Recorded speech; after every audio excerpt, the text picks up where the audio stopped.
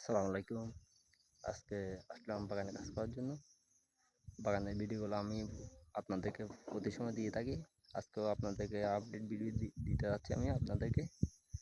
এই যে দেখতেছে আচ্ছা আমার আম গাছগুলা এখন ঘাস মারার দিনে আমি এখনো জঙ্গল হয়ে আছে। এক সপ্তাহের মধ্যে আমি এখানে পরিষ্কার করে ফেলবো ঘাস জঙ্গল মারার ওষুধ দিয়ে। এখন শীতকালে আসিয়ে গিয়েছে, ভাব ভাব দেখা যাচ্ছে, কিন্তু সারাদিকে কুয়াশা দেখতেছেন।